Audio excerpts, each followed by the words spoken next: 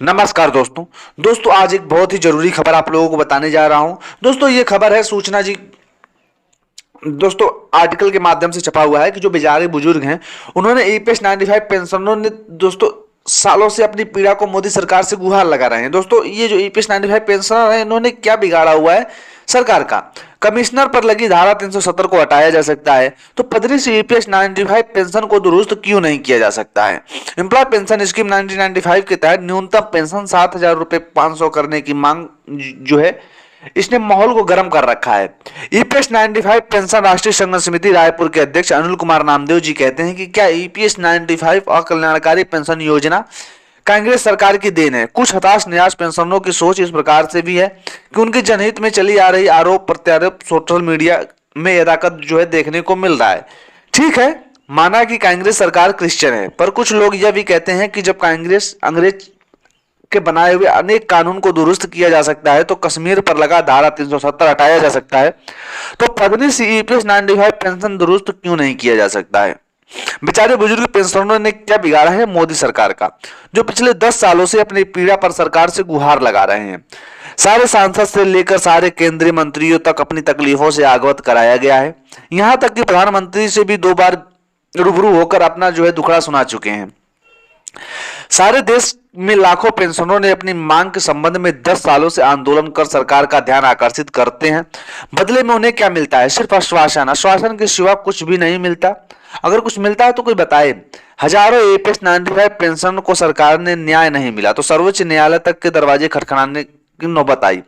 फैसले में यह भी उनकी मत जो है श्रम मंत्रालय और ईपीएफओ जैसे नाम की कल्याणकारी संस्था का रवैया के चलते आज भी न्याय के लिए दोस्तों भटका जा रहा है।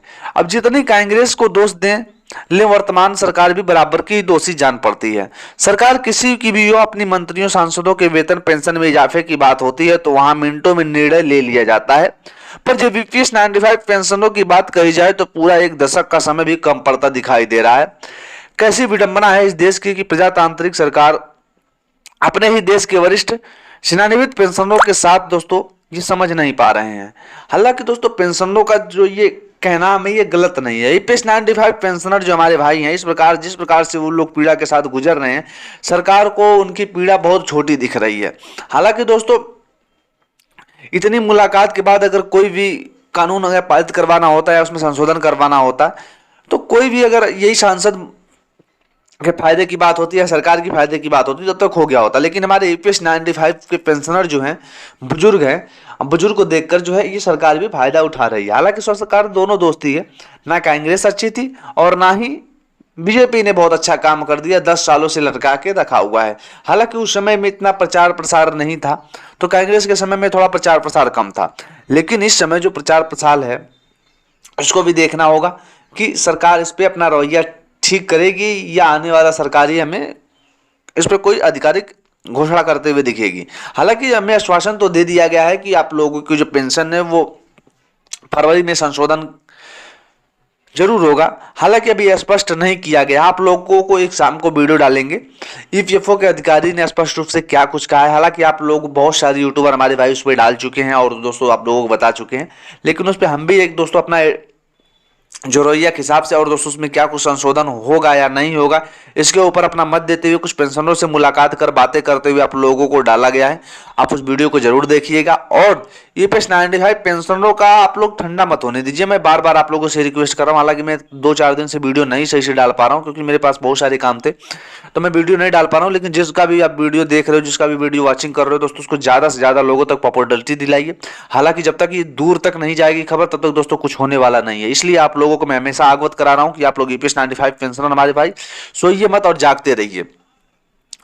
दोस्तों ईपीएफओ ने नवंबर 2024 के लिए प्रोविजनल पेरोल डाटा जारी किया है। 14.67 लाख जो है सदस्यों का शुद्ध जुड़ाव सामने आया है। अक्टूबर 2024 की तुलना में नवंबर महीने के दौरान शुद्ध सदस्य जो में 9.7% की जो है वृद्धि दर्ज की गई है।